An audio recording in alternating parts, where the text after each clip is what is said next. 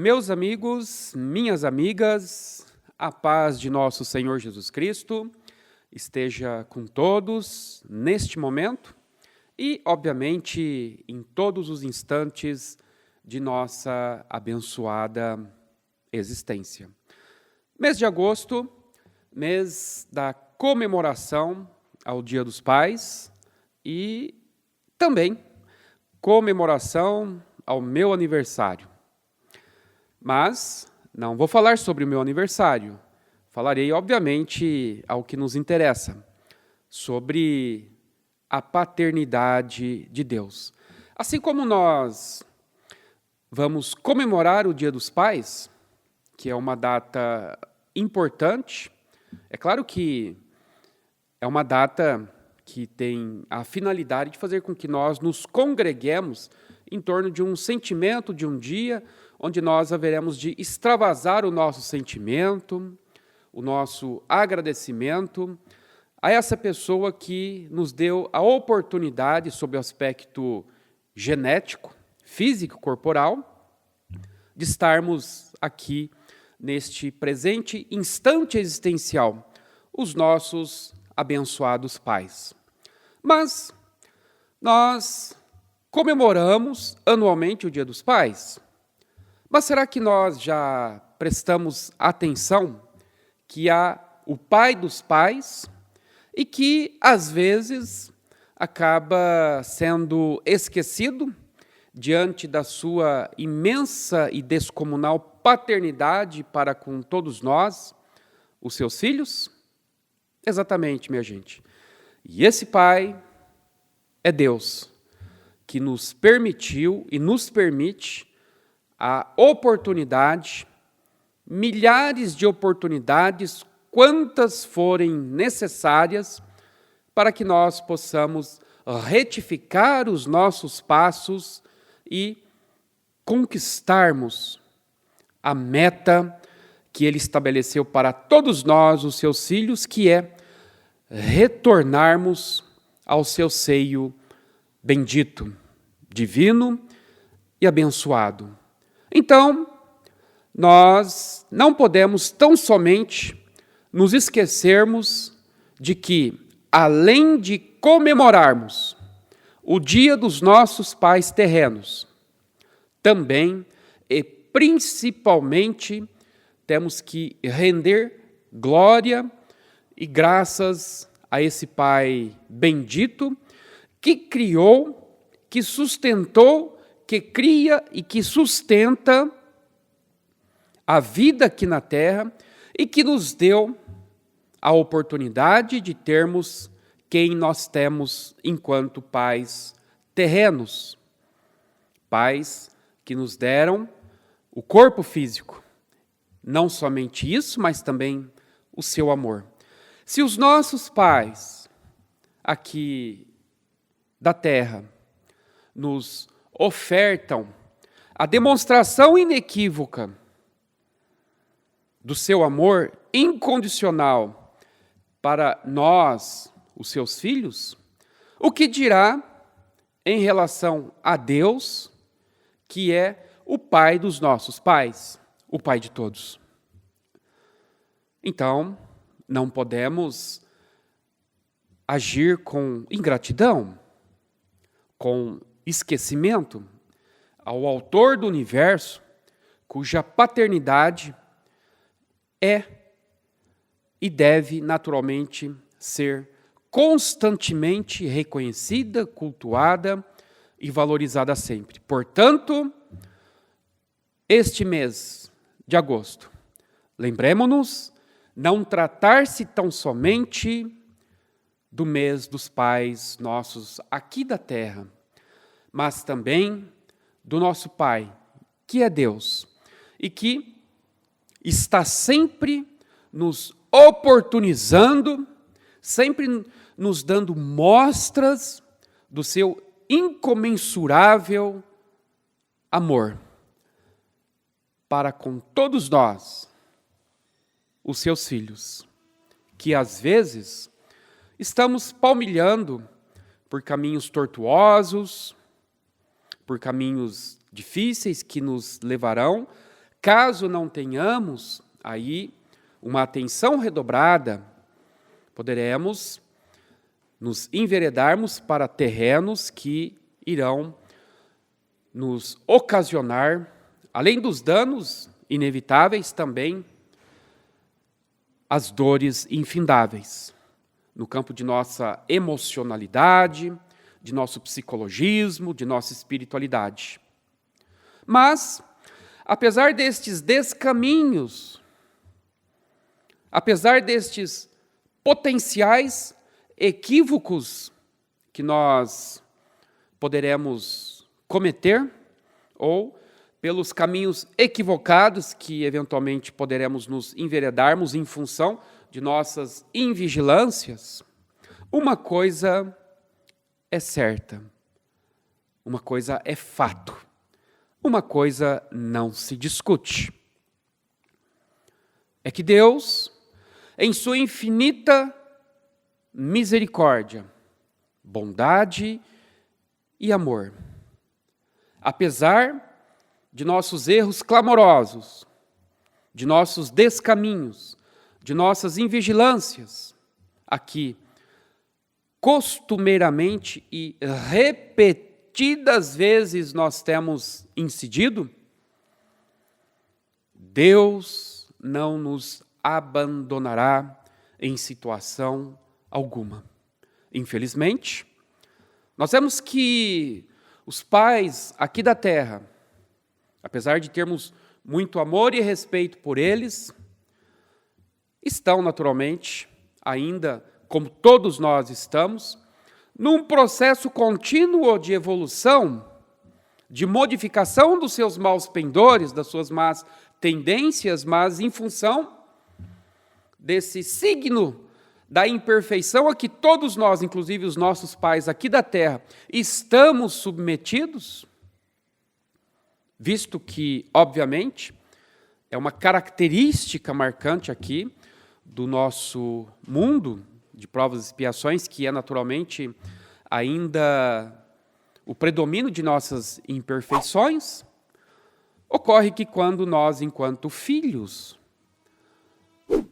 diante dos nossos erros, dos nossos descompassos, dos nossos destemperos, dos nossos descaminhos, ocorre que muitas vezes nossos pais terrenos têm um limite de paciência, têm um limite de compreensão, saturam-se em razão desses nossos equívocos, os filhos, os que eventualmente nos permitimos cometer em função de nossas desobediências.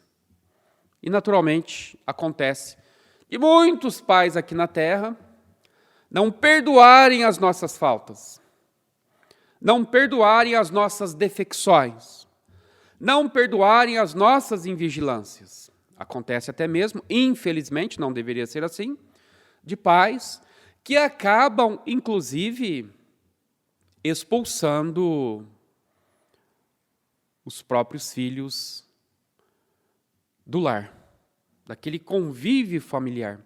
Rompem definitivamente aqueles laços que deveriam ser laços não rompidos, laços inquebrantáveis, mas é o que havia dito antes.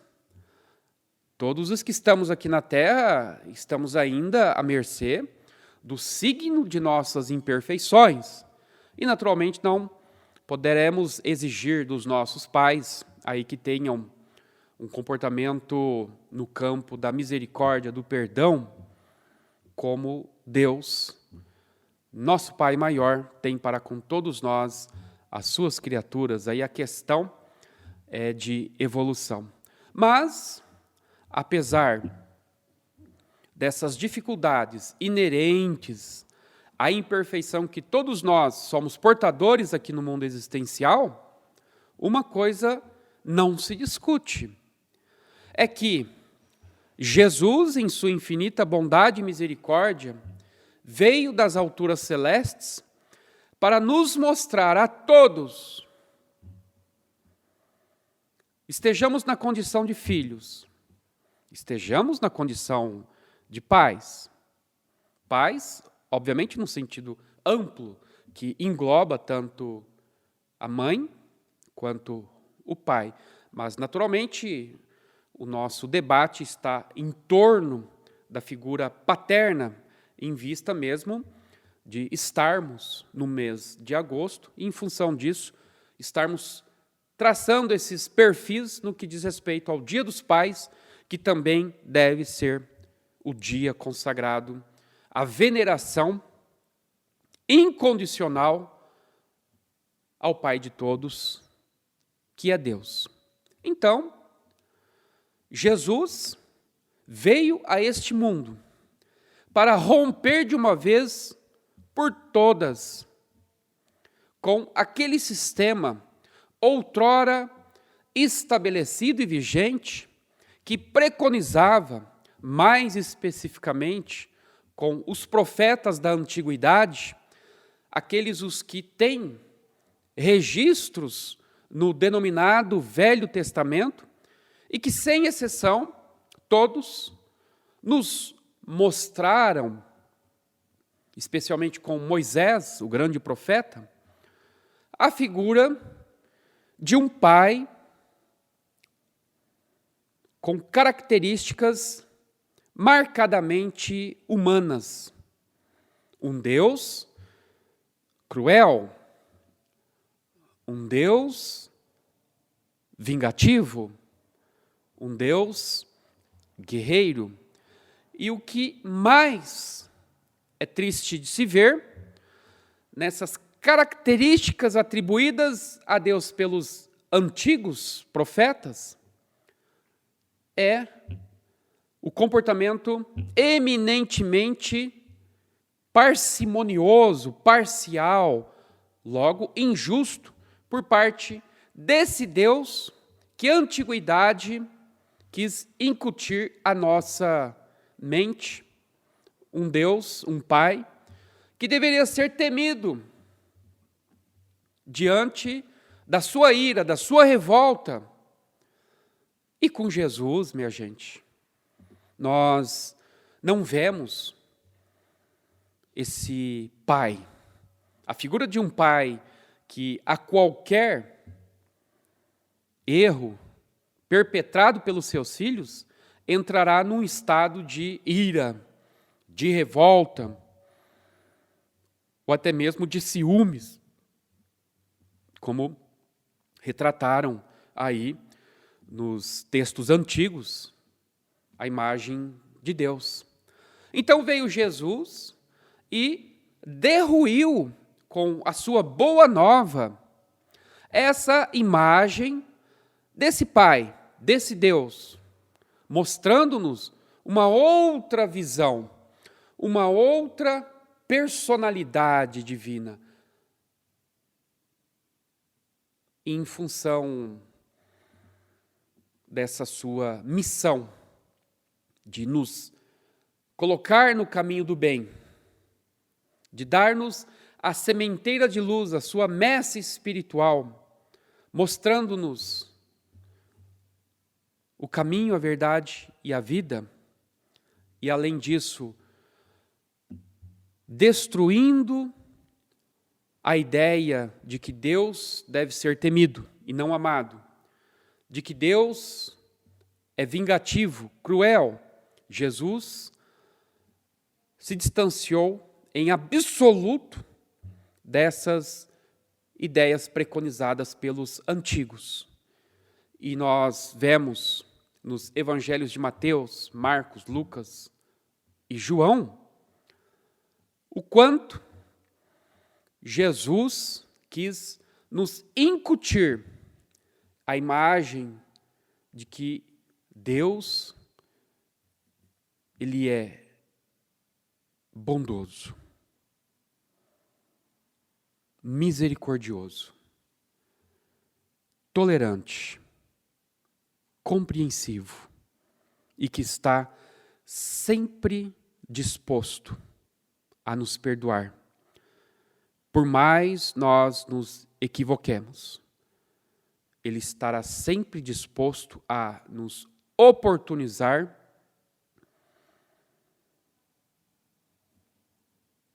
uma condição, uma circunstância para que nós nos retifiquemos de nossas faltas, de nossos erros cometidos. Se nós, por exemplo, formos ali no Velho Testamento, especificamente no livro de Jó, nós vamos nos defrontar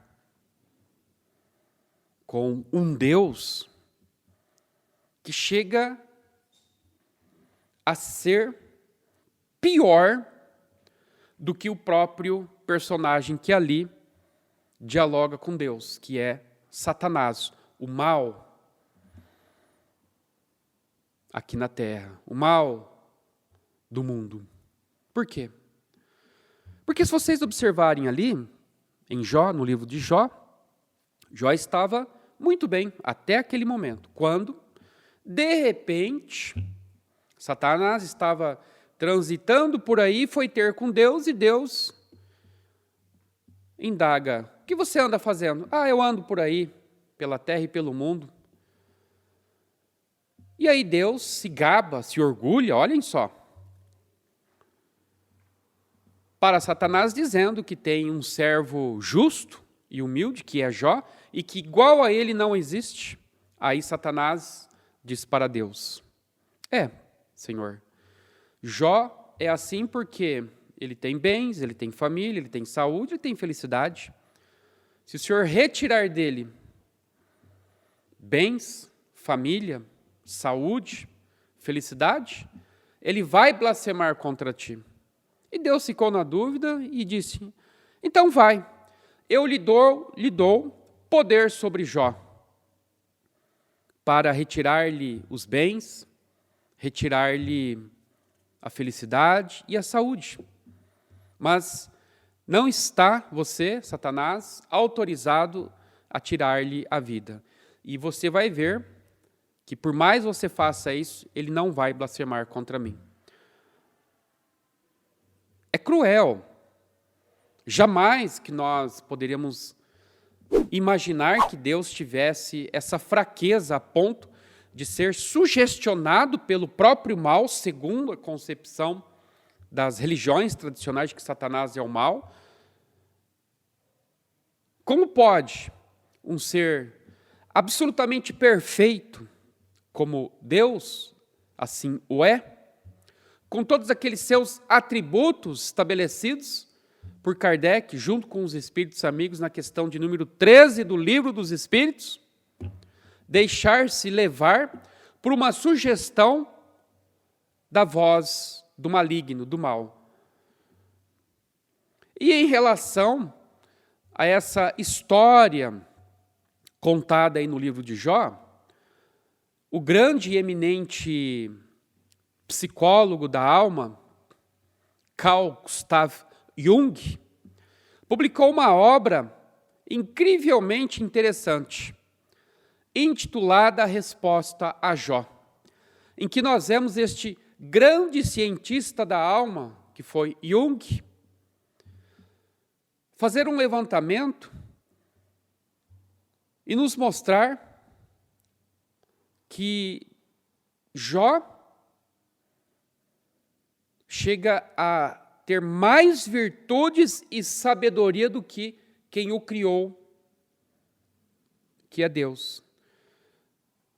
Jung chega num determinado estágio dessa sua obra, desse seu estudo, a mostrar que Deus está num nível de inferioridade em relação a Jó, e em nível de igualdade ao mal, a Satanás. Então, como que nós podemos aceitar essas ideias incongruentes em torno de um Pai bondoso e amoroso, cuja paternidade de amor infinito Jesus nos demonstrou nas suas diversas falas, especialmente nas falas veiculadas através daquelas suas belas parábolas. Dentre elas, podemos fazer menção da parábola do filho pródigo,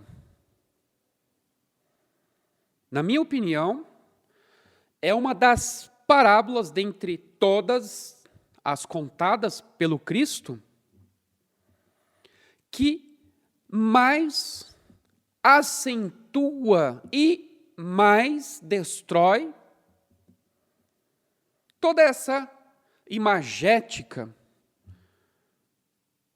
que foi criada em torno da figura de Deus, caracterizando-o a condição de um ser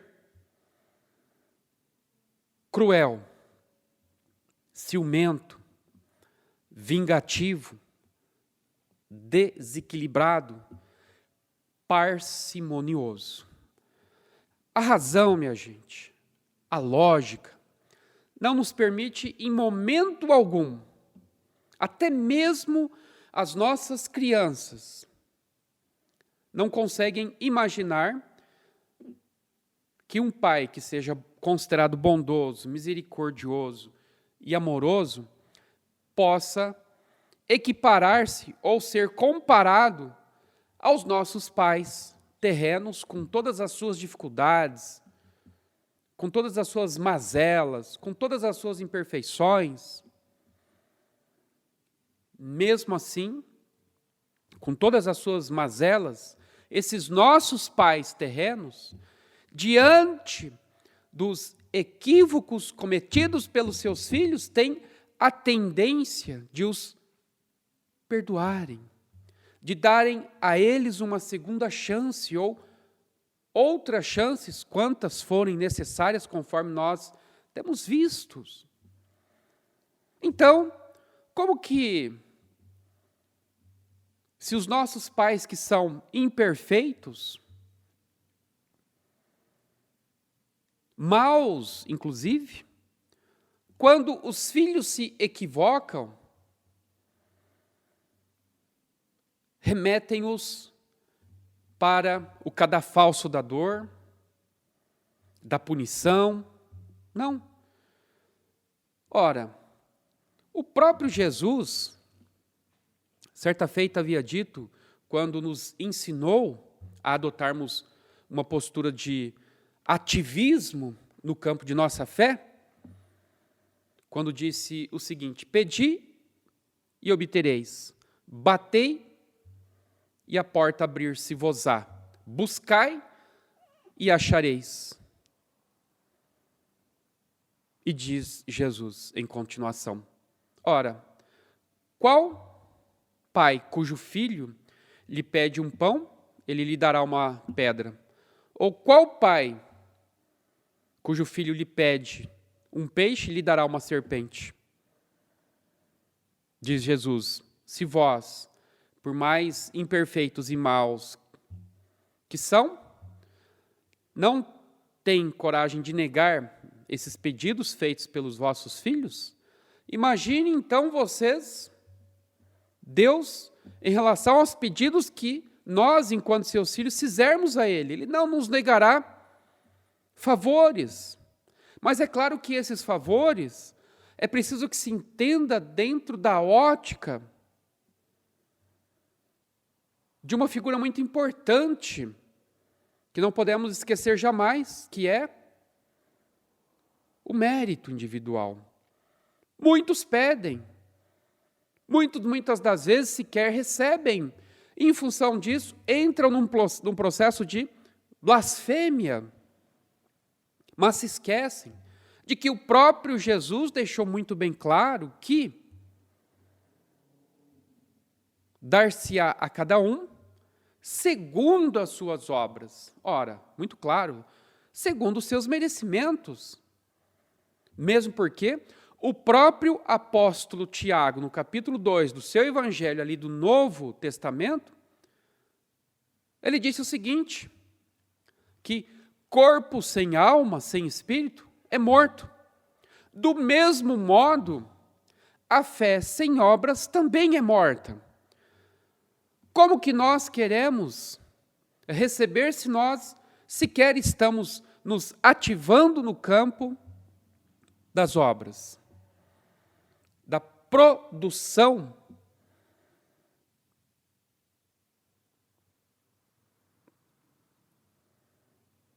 Nós somos criaturas que ainda temos essas concepções. Então, voltando às parábolas de Jesus, que tangenciam, nos mostram e rompem, por vezes, com aquele sistema traçado pelos antigos, no tocante a uma imagem que deveríamos ter, mas Jesus nos mostra que essa imagem que deveríamos ter não pode mais ter, porque Ele nos mostra, aí nas suas parábolas, dentre elas a que eu citei, parábola do filho pródigo, sobre a imensa bondade com que Deus age para com todos nós, os seus filhos, os que nos equivocamos no cenário de nossas existências, estará sempre propenso a nos ofertar o seu perdão, a sua bondade, a sua misericórdia. Só para termos uma ideia, essa parábola do filho pródigo, narrada por Jesus, dentro do seguinte contexto, ali no capítulo 15 do Evangelho de Lucas, o contexto que motivou a fala de Jesus exteriorizada nesta parábola é o seguinte: ele estava comendo com pecadores, com pessoas vistas pelos fariseus como pessoas de má índole, com quem Jesus estava ali comendo. Isso, na tradição do judaísmo, é algo inaceitável, inadmissível. E então, os fariseus entre si, vendo o mestre rodeado por pessoas de má índole, de má fama, naquela sua atitude de acolhimento e não de preconceito ou de desacolhimento, isso causou um incômodo no espírito dos fariseus, que num dado momento eles começaram a criticar, a murmurar ali a atitude de Jesus. E Jesus, naturalmente, captou esse murmúrio, essa conversinha de canto de boca entre eles ali, criticando a atitude do Messias de admitir os desvalidos, os mal vistos, os de má índole ao seu apostolado, ao seu reino. E então foi quando Jesus fez essa narrativa dessa parábola do filho pródigo, que, em síntese, nos mostra o seguinte: um pai tinha 2 filhos e ele tinha uma grande propriedade. E, de repente, o filho mais moço, mais jovem, chegou ao pai e disse-lhe: pai, quero que o senhor me dê a minha parte que eu tenho na tua herança, porque eu quero fazer carreira solo, quero seguir a minha vida, não quero mais estar aqui. O pai não se fez de rogado, deu então a parte daquele filho que lhe cabia naquela propriedade e foi aí para a escola do mundo. Passado um tempo, ele já estava numa aldeia bem distante daquela na qual ele até então estava residindo ali com seu pai, dissipou todos os recursos, toda a sua herança,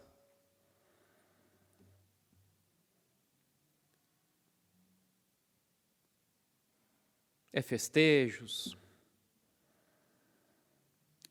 belas mulheres, rodada de bebidas para os seus amigos, companheiros. E aí, uma coisa é certa: o dinheiro não é para sempre, e principalmente quando a pessoa não tem uma fonte de renda que ao menos mantenha aquelas suas reservas ali incólume, ou seja, ao menos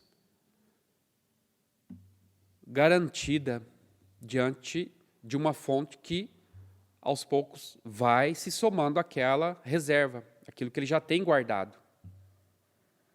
Não foi o caso, porque esse jovem não exerceu qualquer atividade remunerada e só dissipava aqueles seus recursos. Chegou uma hora que aquilo um dia ia acabar, como de fato acabou, a ponto de aqueles seus amigos ou companheiros se dispersarem. A história sempre se repete, isso é um clichê, mas é uma grande realidade até os dias de hoje. E o que aconteceu? Sem teto, sem aqueles seus amigos interesseiros, sem aquelas pessoas que o bajulavam enquanto ele tinha recursos para dissipar nas noitadas. Ficou isolado, foi isolado, caiu na mais humilde das posições, tornando-se um miserável e sem teto. E o que é pior, sem comida para sustentar, ele então passou a sentir muita fome. E foi arrumar um trabalho dos mais desprezíveis, ao menos dentro da cultura do judaísmo, que era cuidar de porcos. E ele verificou que a comida que ele comia era a mesma dos porcos. Mas era uma comida fraca, pobre, sem nutrientes. E ele comia a mesma comida dos porcos. Era o que tinha. Se quisesse era aquilo, senão ia morrer de fome. E ele se submeteu a isso. De repente, eis que veio num lampejo, naquele momento de agonia, de dor, de humilhação, de fome, de miséria que ele estava enfrentando diante da sua irreflexão, imprudência, imaturidade, lembrou-se, pera lá, tem a casa do meu pai, e os trabalhadores do meu pai têm pão todos os dias, têm um teto, inclusive para morar, tem uma cama onde possam descansar o corpo cansado. E os servos do meu pai são muito bem tratados. Penso que se eu voltar à casa do meu pai e dizer para ele: pai, perdão, pequei contra os céus e pequei contra ti, estou arrependido e gostaria que o senhor pelo menos me admitisse ao serviço para que eu pudesse ter pão. E ele não titubeou, não vacilou, e saiu daquele vilarejo longínquo de retorno à casa do seu pai. Amedrontado, imaginando que o pai iria excomungá-lo, iria jogar-lhe à face todos os erros ocasionados por conta da sua imprudência e imaturidade. E foi tendo vários pensamentos, mas antes receber essa sova, esse sermão, do que viver aí nessa miséria, nessa escassez absoluta de recursos e até mesmo de um teto para me agasalhar. E aconteceu que, depois de dias de viagem, de retorno à casa do pai, de repente ele já vê a propriedade do seu pai a uma certa distância. E, curiosamente, o seu pai também, ao longe, olhando lá para o horizonte, vê a silhueta de uma pessoa que lhe era muito familiar. E o pai observou lá da sua propriedade aquela silhueta e, de repente, reconheceu naquela silhueta, ao longe, a figura do seu filho que estava voltando. E olhem que lindo Jesus narrando nessa parábola. O pai, que pensava-se iria ficar lá na sua propriedade de braços cruzados, esperando o filho. Não. O pai já, mais do que rapidamente, saiu em desabalada carreira, com os braços abertos, não esperando que o seu filho chegasse à propriedade, mas foi de encontro ao filho e o abraçou e o beijou fervorosamente. Antes mesmo que o filho dissesse que, pai, me acolha para que eu pelo menos seja um servo na tua propriedade, mas o jovem disse o seguinte: pai, pequei contra ti, pequei contra os céus, me perdoe. Quando o jovem pensou em dizer, quero que o senhor me acolha como um servo, pelo menos para que eu não passe fome, o pai disse fez assim para o seu filho: não fale nada. Hoje a felicidade voltou à minha casa. Quem antes pensava-se estar morto, vive. Quem antes pensava-se ter desaparecido, reapareceu. Hoje a minha casa está repleta de paz. Entre, meu filho, entre, vamos, tome um banho, vista a melhor roupa. O Senhor deu ordens para os seus servos, quando o filho ali estava, deu ordem para os servos: leve meu filho para um banho, dei a melhor roupa para ele, calce ele, dê um anel, e matem um novilho cevado, porque hoje nós vamos fazer festa. Para quem se pensava estivesse morto, está vivo. Para quem se pensava estivesse desaparecido, reapareceu. Então hoje a felicidade retornou à nossa casa, essa casa. Façamos festa. Minha gente, meus irmãos, minhas irmãs, já refletiram que essa parábola foi contada por Jesus? Considerado por Emmanuel, o governador do nosso planeta Terra, lá naquela obra Caminho da Luz, nos mostrando Emmanuel que foi Jesus, quem há mais de 4 bilhões de anos atrás, juntamente com os engenheiros siderais, seus ministros, seus auxiliares, foi quem projetou esse nosso planeta, retirando-o da nebulosa solar, que ainda era um composto de gás e poeira cósmica, oriundas da explosão de outros sistemas solares existentes no universo, e que essa nebulosa deu origem ao nosso planeta Terra. Narra Emmanuel, Caminho da Luz, que foi Jesus o idealizador, que através de forças inimagináveis e indescritíveis retirou da nebulosa solar uma grande extensão de matéria e depois foi aí arquitetando a construção do que hoje nós conhecemos como planeta Terra. Já imaginaram que essa parábola foi contada por esse homem? Por esse espírito mais puro e sábio de que se tem notícia até hoje na história de toda a humanidade?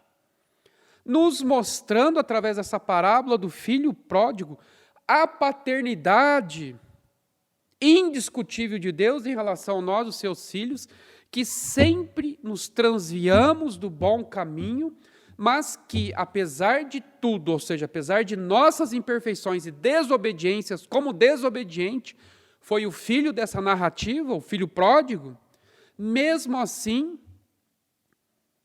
ele não se revestiu de ira, conforme nós vemos muito ali no Pentateuco de Moisés, que nos mostra, que nos mostrou um Deus cheio de ódio, cheio de inveja, cheio de parcialidade, cheio de maldade e crueldade, que manda matar aqueles os que desobedecem, mesmo sabendo que os que desobedecem são simples ignorantes, como aconteceu na narrativa lá no paraíso, com Adão e Eva lá no livro do Gênesis, que foram criados simples e ignorantes, de repente desobedeceram um mandamento de Deus e, em função disso, foram severamente castigados, punidos. Esse é o Deus que nós podemos chamá-lo de Pai ou de carrasco? É um verdadeiro carrasco? A imagem que nos mostram de Deus, mas Jesus veio nos mostrar que Deus não é carrasco, que Deus é Pai, e Pai de infinita bondade e misericórdia.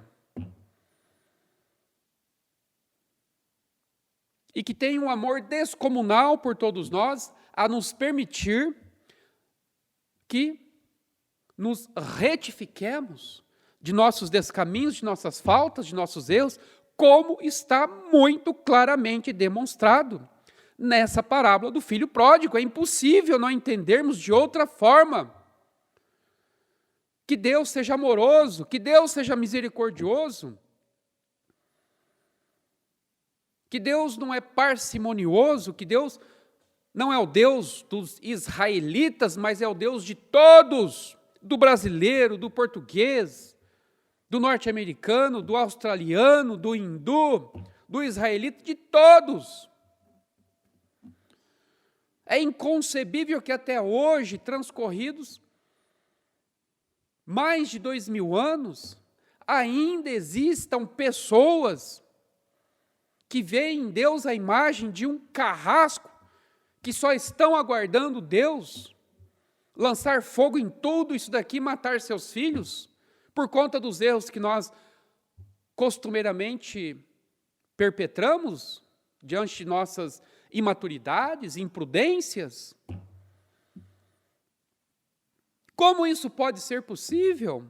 E vem Jesus e nos conta quem é Deus verdadeiramente, nos mostrando que Deus não deve ser temido. Ou Carl Gustav Jung, nessa obra Resposta a Jó, fazendo um estudo meticuloso no tocante à personalidade de um Deus, de Satanás e de Jó, e nos mostra, ao final das contas, esse grande cientista da alma que foi Jung, que Jó era escancaradamente superior ao próprio Deus, porque Deus se deixava influenciar por Satanás, que de repente, em algum momento, acabou por transitar lá pelo paraíso, e Deus então fez uma aposta com Satanás, fazendo com que Satanás tivesse poder sobre Jó, a ponto de lhe infligir doenças crudelíssimas, até a medula dos ossos, fazendo com que esse homem sofresse, e Deus se sentisse todo orgulhoso, soberbo de saber que tinha um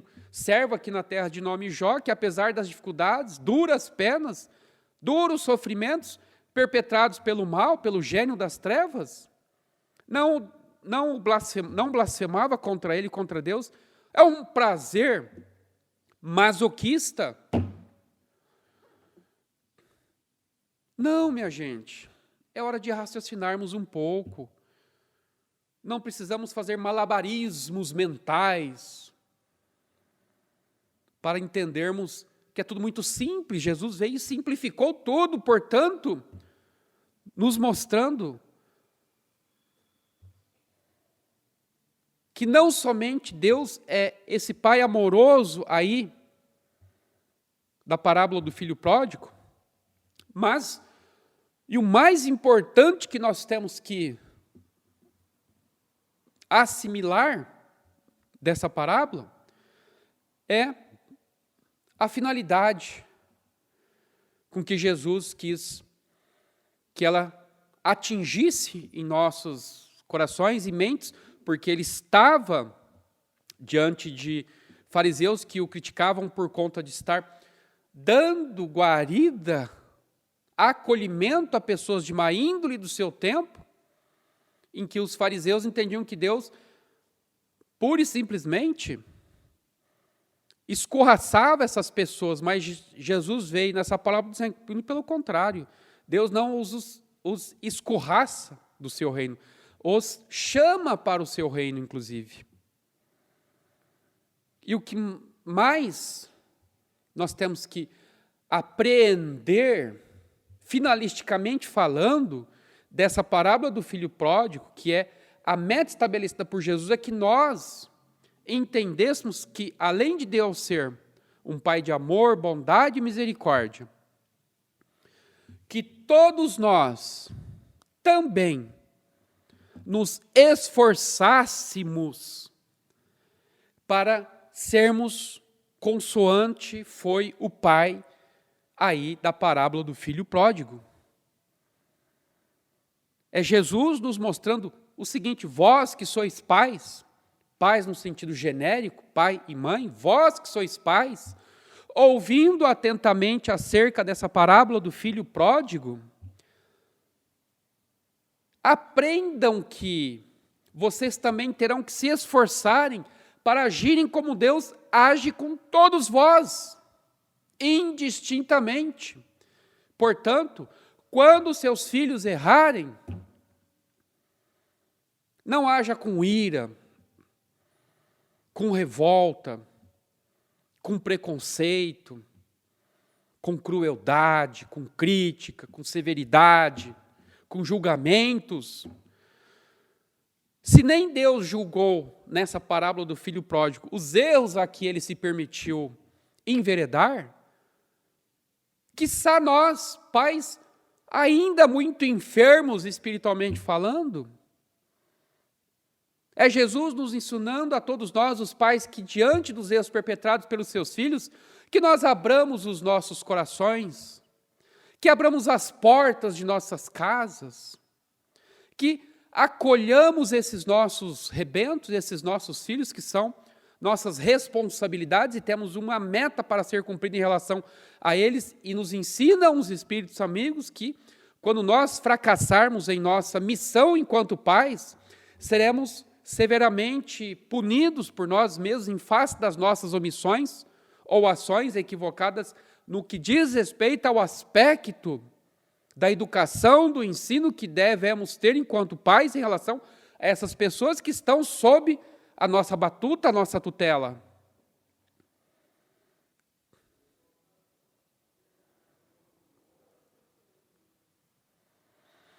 Então, a essência dessa parábola, além de nos mostrar a paternidade de Deus, vista sob o prisma do Espiritismo, também tem por finalidade inarredável, indiscutível, de nos comportarmos minimamente que seja em relação a esse pai aí da parábola, em relação a não somente os nossos filhos, mas a todos aqueles os que eventualmente se equivocam. Nós vemos aí, além da imensa paternidade de Deus nessa parábola do filho pródigo, nós vemos o quê? O movimento ou as virtudes do perdão, da compreensão, da tolerância, do acolhimento. E observem bem, que ele tinha 2 filhos. Jesus diz que esse senhor aí tinha 2 filhos, o mais velho e o mais novo. O mais novo somos todos nós, ainda espíritos imaturos, no que diz respeito ao nosso processo de evolução espiritual, psicológica, emocional. Somos todos imaturos, somos filhos pródigos, significando que, muitas das vezes, teremos que enfrentar jornadas de dor e aflição, como esse jovem enfrentou, para aprender, e isso já é o suficiente. A própria dificuldade da vida, as sequelas de nossas decisões insanas e impensadas, nos trarão o processo de amadurecimento, sem que os pais precisem aí jogar na cara dos filhos que eles erraram, fizeram isso, fizeram aquilo. Então, minha gente, lembremos-nos, portanto, que nós estamos no mês de agosto, em que se comemora o Dia dos Pais, o que é muito louvável, e assim deve ser, para que essas figuras possam sempre ser aí veneradas pelo grande esforço que empreenderem, e às vezes empreendem, para fazerem com que nós sejamos felizes, porque essa é a intenção deles. Mas não nos esqueçamos, em contrapartida, que nós temos um Pai maior, que é o Pai dos nossos pais, que é Pai de todos nós, e que devemos, naturalmente, render a Ele nossas homenagens diárias, de amor, de respeito, de consideração, e as nossas melhores homenagens que poderemos render a esse Deus de Pai, amor, misericórdia e bondade, é, sem dúvida alguma, através de nossas boas obras no campo do bem, de nossa iluminação lenta, porém constante, no que diz respeito à nossa evolução, nos tornarmos criaturas mais dóceis, mais pacientes, nos libertarmos de nossos caprichos, de nossos preconceitos, de nossa soberba, de nossa rebeldia, e começarmos a aplicar verdadeiramente esses ensinos, esses princípios deixados por Jesus em nossas vidas. Eis, portanto, a forma de venerarmos Deus, em que nós, as suas criaturas, nos esforçaremos cotidianamente para estarmos sempre vinculados a esse Pai de bondade, amor e misericórdia. Então, se hoje comemoramos o Dia dos Pais aqui na Terra, vamos comemorar todos os dias, no templo do nosso coração, o dia de Deus, que é o nosso Pai de amor, de bondade, misericórdia, que não nos negará os recursos do seu amor, da sua bondade, da sua infinita misericórdia. Minha gente, muito obrigado pelo carinho da atenção de todos vocês, um forte abraço em todos os papais aí, que Jesus, que Deus possa abençoá-los neste dia, como em muitos outros, e desejo a todos muita saúde, muito sucesso, muita felicidade e muita paz no coração. Até já.